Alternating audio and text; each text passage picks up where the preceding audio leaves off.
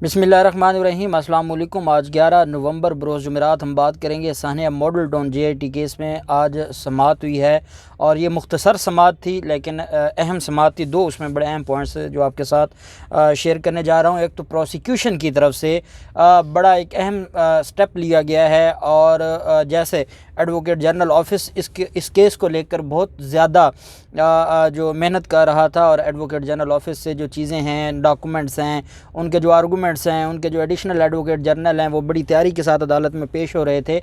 वहीं पे जो कमी थी वो प्रोसिक्यूटर जनरल पंजाब के ऑफिस की कमी थी। आज उन्होंने वो भी पूरी की है। बड़ी अहम तफसीलात हैं जो मैं आपके साथ शेयर करूँगा। और साथ हम बात करेंगे खालिद रांझा साहब, डॉक्टर खालिद रांझा साहब, जिनका वो किसी तारुफ के मोहताज नहीं है, सीनियर एडवोकेट हैं सुप्रीम कोर्ट ऑफ पाकिस्तान के, और वो पाकिस्तान अवामी तहरीक के वकील हैं।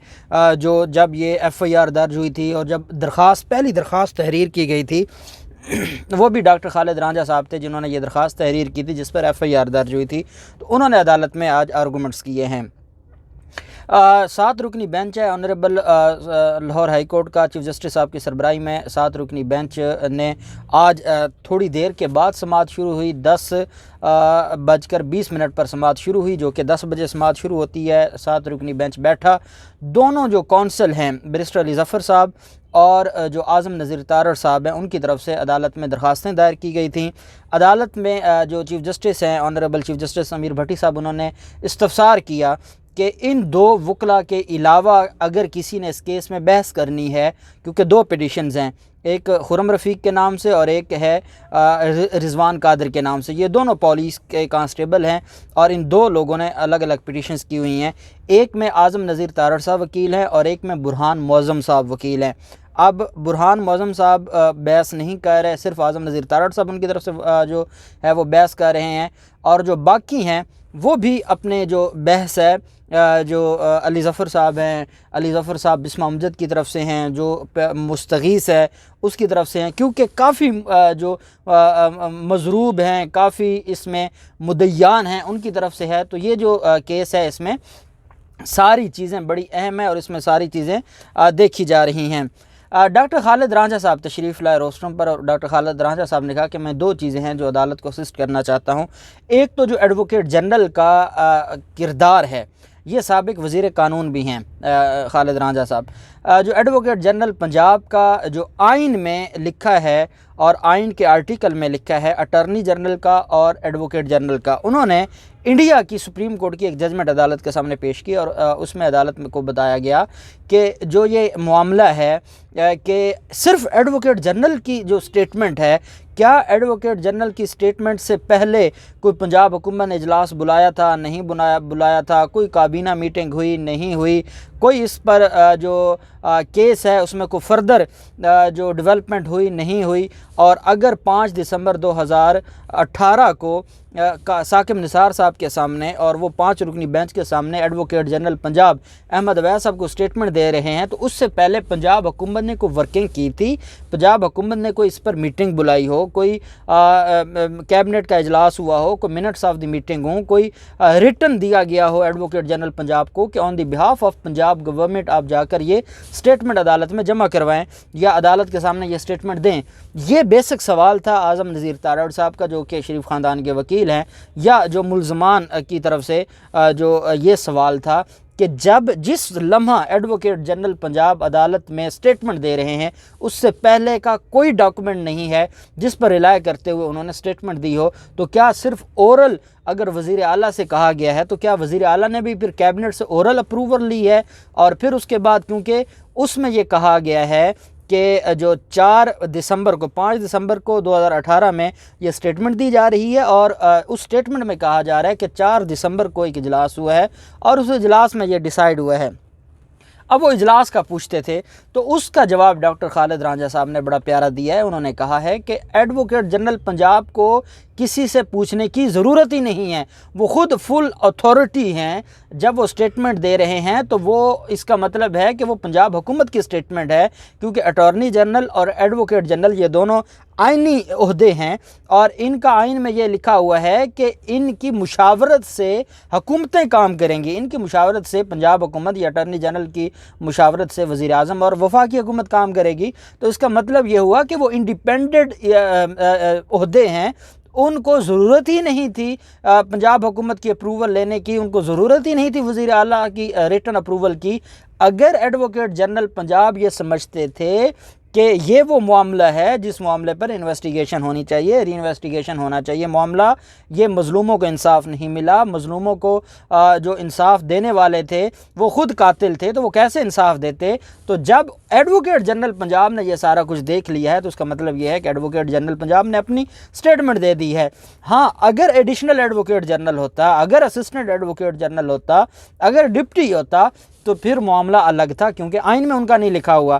آئین میں ایڈوکیٹ جنرل اور اٹارنی جنرل کا لکھا ہے، اور ان کی سٹیٹمنٹ کی پابند ہیں حکومتیں، اور یہ نہیں کہا جا سکتا کہ وہ سمپل لا آفیسر ہیں اور اگر وہ عدالت میں کوئی سٹیٹمنٹ دے آئے ہیں تو حکومت اس کی پابند نہیں ہے یا حکومت نے اس کے مطابق کام نہیں کرنا۔ تو پہلا پوائنٹ عدالت کو یہ کلیئر کیا گیا کہ جو ایڈوکیٹ جنرل پنجاب کی سٹیٹمنٹ ہے سپریم کورٹ آف پاکستان میں، وہ ویلڈ ہے، اس میں اف اینڈ بٹ آپ اس پر سوال اٹھا ہی نہیں سکتے، آپ یہ پوچھ ہی نہیں سکتے کہ کس میٹنگ کی بنیاد پر، کس اپروول کی بنیاد پر، کس کے کہنے پر، کیا وہ ریٹن تھا یا اورل تھا اپروول۔ تو یہ چیزیں عدالت کو بتایا گیا کہ یہ ارریلیونٹ ہیں، ان میں کوئی بھی گنجائش نہیں ہے کہ ان چیزوں کے اوپر بات کی جائے۔ دوسرا جو اس میں اہم چیز تھی وہ یہ تھی کہ عدالت نے ڈاکٹر جو خالد رانجھا صاحب تھے، انہوں نے کہا کہ یہ جو ایک پوائنٹ تھا وہ کلیئر کرنا تھا۔ انہوں نے وہ ججمنٹ عدالت کے سامنے پڑھ کر سنائی، اور یہ انڈیا کی ججمنٹ تھی، انڈیا کی سپریم کورٹ کی، اور وہ عدالت کے سامنے پڑھ کر سنائی۔ تو جو چیف جسٹس صاحب ہیں امیر بھٹی صاحب، انہوں نے پھر فرمایا کہ رانجھا صاحب آپ کی بات بالکل ٹھیک ہے، لیکن ہم یہ سمجھتے ہیں کہ جب آئین نے لکھ دیا ہے، ہمارے تو انڈیا کے آئین میں یہ بات نہیں لکھی ہوئی، ان کی سپریم کورٹ کی یہ ججمنٹ ہے، جو لا آفیسر ہوں گے کسی صوبے کے یا ریاست کے، اس کی اتھارٹی کو بتایا گیا ہے۔ ہمارے ہاں تو آئین میں ان کی اتھارٹی لکھ دی گئی ہے، تو جب آئین میں لکھ دی گئی ہے تو اس کے بعد ایف اینڈ بٹ کا کویشچن نہیں رہتا۔ چیف جسٹس صاحب نے کہا اس کویشچن پر پورا بینچ جو اس بات کو تسلیم کرتا ہے۔ دوسری چیز وہ یہ تھی کہ پروسیکیوشن عدالت میں جو پروسیکیوٹر تھے، ایڈیشنل پروسیکیوٹر جنرل پنجاب، وہ عدالت میں پیش ہوئے، اور عدالت میں انہوں نے پیش ہو کر کہا کہ جو یہ معاملہ ہے، اس معاملے میں جو جتنی بھی ڈیولپمنٹ ہوئی ہے، کیونکہ پروسیکیوشن وہ ادارہ ہے جو پورے کرمنل کیس کو لے کر چلتا ہے۔ جب ہم کہتے ہیں سرکار بنام فلاں یا فلاں بنام سرکار، تو سرکار بیسیکلی ریاست ہوتی ہے، اور ریاست کے بہاف پر کام کرنے والا جو ادارہ ہوتا ہے اس کو پروسیکیوشن کہتے ہیں، اس کا پروسیکیوٹر جنرل پنجاب ہوتا ہے، اور پروسیکیوٹر جنرل پنجاب ہی پروسیکیوٹر بھی مقرر کرتا ہے، پولیس کی تفتیش کو بھی وہی دیکھتا ہے، اور جو چلان ہے وہ بھی پروسیکیوٹر کے ذریعے ہی عدالت میں جمع کروایا جاتا ہے۔ ڈائریکٹ پولیس عدالت میں without the permission of the جو پروسیکیوٹر ہے اس کے بغیر نہیں چلان سبمٹ کروایا جا سکتا۔ تو یہ ایک اہم اور آج پہلی دفعہ ایڈیشنل پروسیکیوٹر جنرل پنجاب عدالت اس کیس میں پیش ہوئے ہیں۔ اس کیس میں پہلے نہیں سنا گیا جو پروسیکیوٹر، کیونکہ وہ آ ہی نہیں رہے تھے، اور انہوں نے عدالت میں یہ آ کے کہا ہی نہیں تھا کہ جناب ہم بھی اس میں ایک ریلیونٹ پارٹی ہیں اور ہمیں بھی سنا جائے، ہم بھی عدالت کو بتائیں کہ پروسیکیوشن کیا چاہتی ہے۔ کیونکہ ایک بات میں آپ کو قانون کی بتا دوں، کرمنل میٹرز میں جب مدعی، کوئی بھی مدعی ہے، اگر کوئی قتل ہو گیا ہے تو جو مقتول کی فیملی ہے وہ مدعی بنتی ہے۔ اب کرمنل لاء میں وہ جو مدعی ہے اس کو ریپریزنٹ کرنے والی بھی سرکار ہوتی ہے۔ اس کو ریپریزنٹ کرنے والا کون ہوتا ہے؟ اس کو ریپریزنٹ کرنے والا بھی جو اتھارٹی ہے وہ ہے جو اس کیس کے اندر اور اس معاملے میں وہ جو اتھارٹی ہے وہ بڑی اہم اتھارٹی، اور وہ پروسیکیوشن ہے۔ اب مدعی اپنا انڈیپینڈنٹ وکیل تو ضرور کرتا ہے، مدعی اپنا انڈیپینڈنٹ جو وکیل ہے وہ تو عدالت میں از خود کوئی درخواست ہی نہیں دے سکتا، وہ تھرو پروسیکیوٹر دیتا ہے۔ پروسیکیوشن ایویڈنس کہا جاتا ہے، مدعی کو کہا ہی جاتا ہے کہ یہ پروسیکیوشن کا کیس ہے، تو اس وجہ سے پروسیکیوشن کا یا پروسیکیوٹر کا بڑا اہم کردار ہوتا ہے۔ عدالت میں انہوں نے کہا کہ جناب ہم نے آرگومنٹس کرنے ہیں اور ہم نے عدالت کو بتانا ہے کہ پروسیکیوشن کے لیے کیوں ری انویسٹیگیشن ضروری ہے۔ ہماری پروسیکیوشن میں ایسی کون کون سی خامیاں تھیں جو رہ گئی تھیں، جن کو جان بوجھ کے ان خامیوں کو رکھا گیا جس کی بنیاد پر یہ کیس کمزور ہوا، ہم عدالت کو وہ بتانا چاہتے ہیں۔ چیف جسٹس امیر بھٹی صاحب نے اس کو اپریشیٹ کیا اور چیف جسٹس صاحب نے فرمایا کہ یہ اہم چیز تھی جو مس ہو رہی تھی، اور آپ بر وقت عدالت میں پہنچے ہیں اور آپ نے عدالت کو آگاہ کیا ہے۔ عدالت نے کہا کہ آپ اپنے آرگومنٹس تیار کریں۔ ابھی ہم نے جو ایڈیشنل ایڈوکیٹ جنرل ہیں ان کے آرگومنٹس بھی سننے ہیں، اور ان کے ساتھ ہم ایڈیشنل پروسیکیوٹر جنرل پنجاب کے بھی آرڈر میں بھی لکھوا دیا کہ ان کے بھی ہم آرگومنٹ سنیں گے۔ صرف چیز عدالت میں یہ ڈیسائیڈ کی کہ کیونکہ جو وکلا ہیں مسلم لیگ نون کے، جو شریف خاندان کے وکلا ہیں، انہوں نے بھی عدالت میں بتایا کہ ہم سب کی طرف سے، سارے ملزمان کی طرف سے صرف اعظم نذیر تارڑ صاحب ہی جو بحث کار ہیں ہم اس کو اڈاپٹ کرتے ہیں۔ عدالت نے یہ بھی لکھ لیا۔ پاکستان عوامی تحریک کی طرف سے جو مختلف جو مقتولین ہیں یا ایگریوڈ پارٹیز ہیں، انہوں نے بھی عدالت میں اسٹیٹمنٹ دی ہے کہ ہم سب کی طرف سے صرف علی ظفر صاحب، بیرسٹر علی ظفر صاحب ہی بحث کریں گے، باقی بحث نہیں کریں گے۔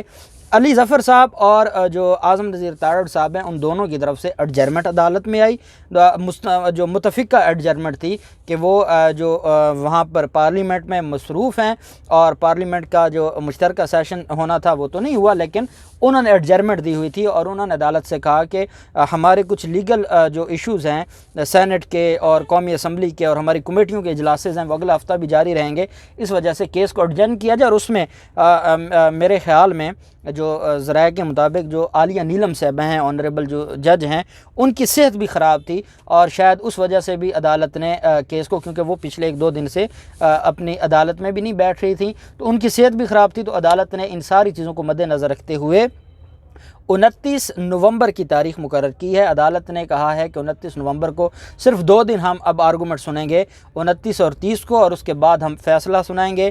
اور عدالت نے آرڈر شیٹ میں لکھوایا ہے کہ دونوں کونسل سے یہ گزارش ہے کہ جو انہوں نے اپنے ڈاکومنٹس عدالت میں جمع کروانے ہیں وہ اس تاریخ سے پہلے جمع کروا دیں، تاکہ عدالت دونوں جو فریقین ان کو سن کر اس کیس کا فیصلہ کرے اور اس کیس کو منطقی انجام تک پہنچایا جائے۔ آج یہ سماعت ہوئی ہے، 29 نومبر کو اب مزید سماعت ہوگی، اور تب تک کے لیے عدالت نے کیس کو ایڈجرن کر دیا۔ اب دیکھتے ہیں کہ 29 جو نومبر ہے تب کیا اس میں ڈیولپمنٹ ہوتی ہے اور کیا یہ کیس وائنڈ اپ ہو سکتا ہے 2-3 دن میں یا نہیں ہوتا۔ جو بھی تفصیلات ہوں گی آپ کے ساتھ شیئر کرتے رہیں گے۔ اللہ پاک پاکستان کا حامی و ناصر ہو۔ بہت شکریہ۔ اللہ حافظ۔ پاکستان زندہ باد۔